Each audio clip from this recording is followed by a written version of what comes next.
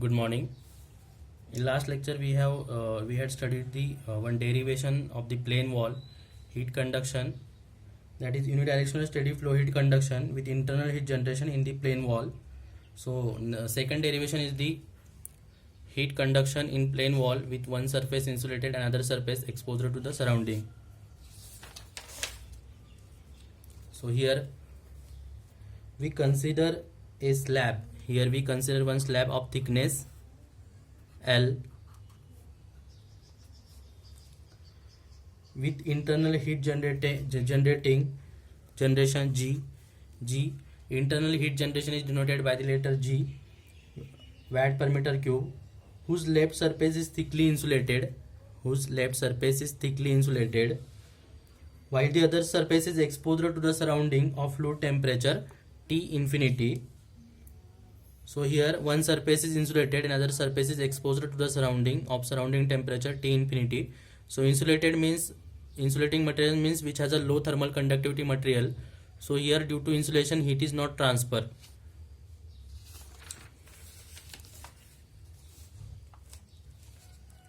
So first write the boundary conditions for this wall. Boundary conditions are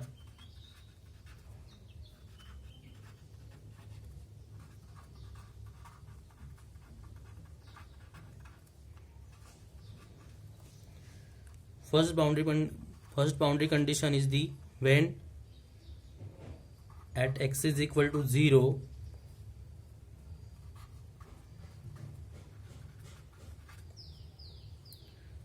here due to insulation heat is not transfer. So at when thickness x is equal to 0, q is 0, means there is no heat transfer due to insulation. So at x is equal to 0, capital Q, rate of heat transfer is 0.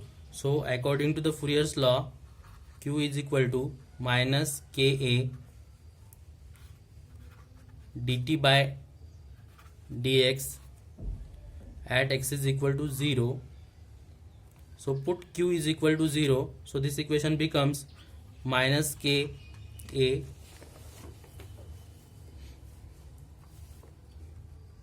dt by dx at x is equal to 0 is equal to 0.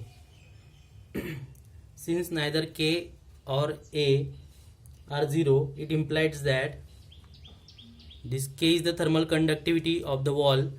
Neither the k and nor a are 0, it implies that dt by dx is equal to 0. So shift this k into a in this side. So dt by dx is the temperature gradient, dt is the temperature difference, and dx is the thickness.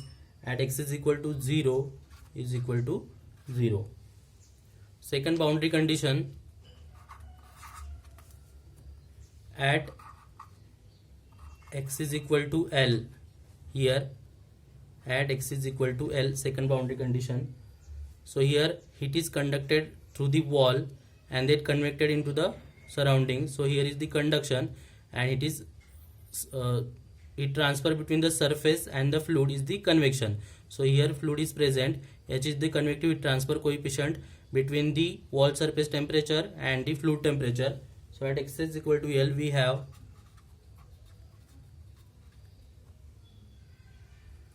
heat conducted to right face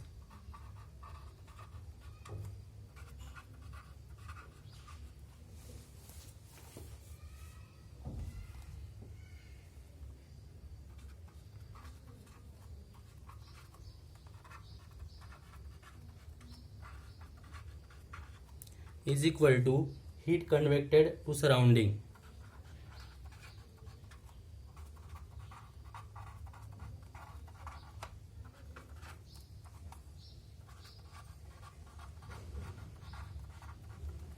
So heat conducted through the right face is equal to heat convected to the surrounding. Here is the T infinity is the fluid temperature. So heat conduction is according to the Fourier's law. Write down the equation minus Ka dt by dx at x is equal to L, and convection according to the Newton's law of cooling, that H into A surface temperature T is equal to x is equal to L minus T infinity. T is the temperature at thickness x is equal to L and T infinity is the fluid temperature. But here cancel A. So this equation becomes minus K into dt by dx at x is equal to L is equal to H into surface temperature T at x is equal to L minus T infinity.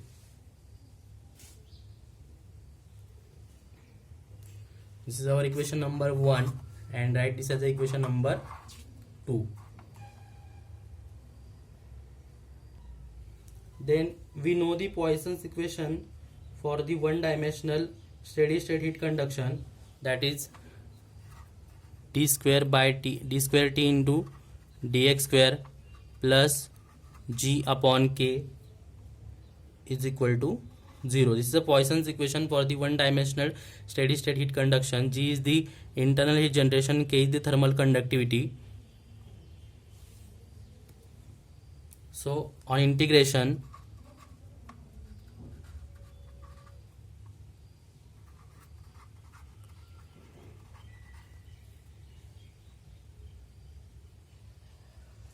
so this equation on integration is the dt by dx. Shift this g by k in this side, minus g by k into x plus c1. Equation number 3. Then on further integration, but we know that dt by dx is equal to 0 from equation number 1 at x is equal to 0. So therefore put dt by dx is equal to 0 from equation number 1. dt by dx is equal to 0 at x is equal to 0 at thickness x is equal to 0. Put dt by dx is equal to 0. So 0 minus g by k. So the equation number 3 becomes, put x is equal to 0 plus c1. So we get the value of c1, that is c1 is equal to 0. So put again the value of c1 in the equation number 3. The equation 3 becomes dt by dx is equal to minus g by k into x. This equation is the when dt by dx. Then apply the second boundary condition at x is equal to L. So this equation becomes dt by dx at x is equal to L.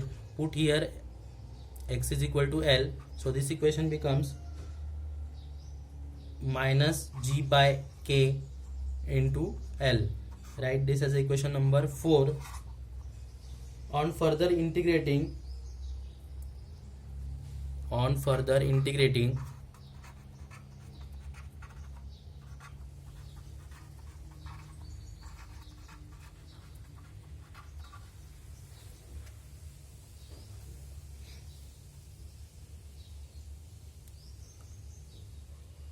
so integrate again this equation. On further integrating we get t is equal to, integration of dt by dx is the t, integration of x is the x square by 2. So minus g by k into x square by 2. The value of c1 is 0, c2. Write it as equation number 5. c1 is equal to 0, so we get this equation t1 is equal to minus g by k x square by 2 plus c2 on further integrating this equation. So on further integration we get the equation minus g by k into x square by 2 plus c2. So apply the again second boundary condition to this equation. Second boundary condition is the at x is equal to L. So put x is equal to L here. So t at x is equal to L is equal to minus g by k into L square by 2 plus C2. Equation number 6. So substituting the values of from equation number 3 and 4, on substituting the value from equation number 3 and 4, we get, so put here equation number 3 and equation number 4.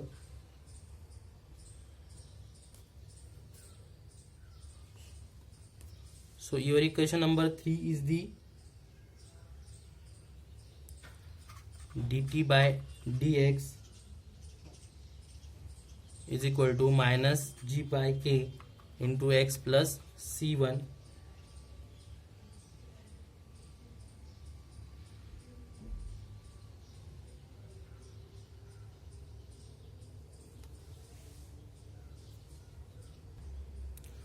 On substituting the value from the equation 3 and 4 in equation 2,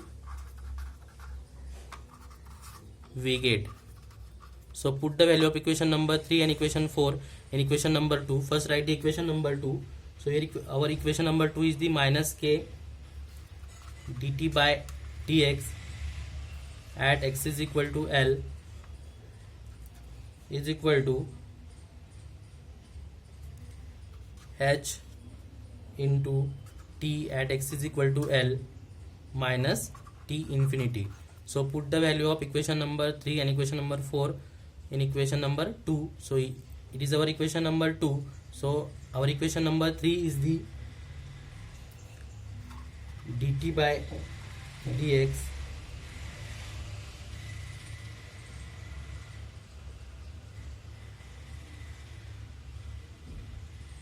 is equal to minus g by k into x plus c1. It is our equation number 3, and equation number 4 is the dt by dx at x is equal to L is equal to minus g by k into L. So put dt by dx is equal to minus g by k x into c1. Actually on substituting the value of equation number 4 and 6 in equation number 2, we get, so here is our equation number 2. So put at x is equal to L minus g by k here. So this equation becomes minus k into g by L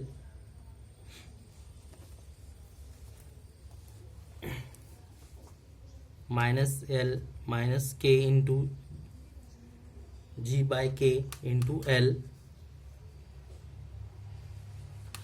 is equal to h. Put the value of t is equal to xl here. So t at x is equal to L. So we get minus g by k into L square by 2 plus c2 minus t infinity. So putting the value of equation number 4 and 6 in equation number 2, our equation number 2 is this. So we have put dt by dx at x is equal to L here minus g by k into L. So and at t is equal to x, t at x is equal to L minus g by k into L square by 2 plus c2 in equation number 2. So we get this equation. So from this equation we get the value of c2 here. So c2 is equal to, this minus minus is the plus,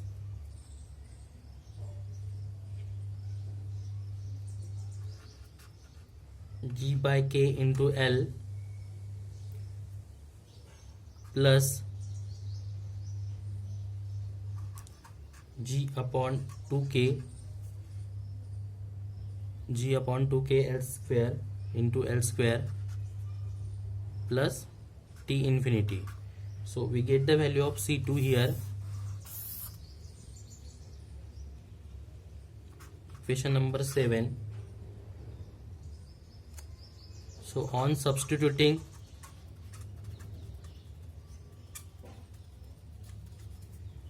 the value of C2 in equation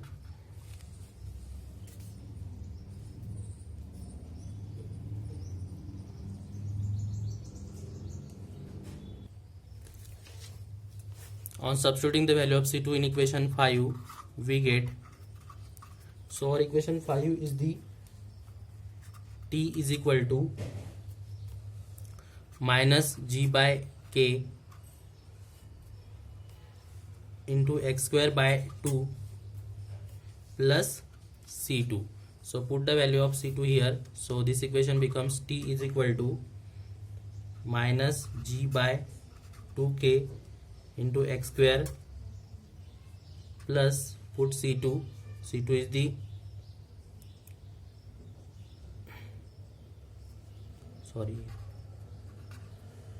G by H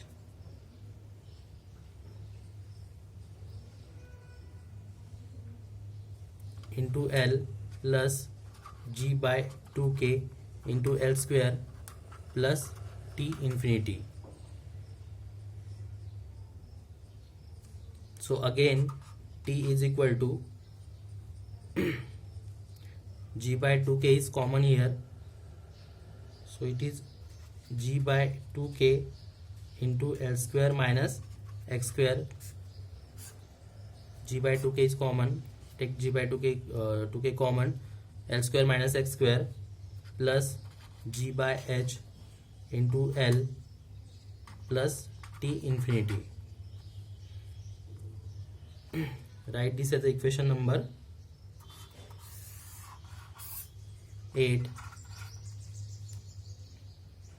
So above equation, this equation gives the temperature profile at any section x of plane wall.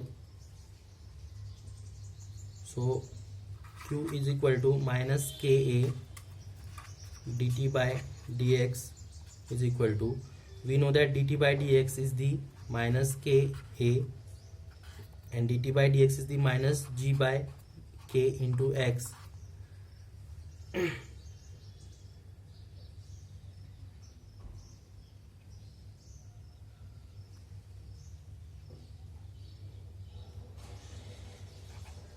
So we get the equation for the case of when one end is the insulated and the end is exposed to the surrounding. We get the equation for the maximum temperature of the wall when heat conduction in plane wall, if one surface is insulated and other surface is exposed to the surrounding. So here K get cancelled, minus minus is the plus, so Q is equal to A into G into X. A is the area, G is the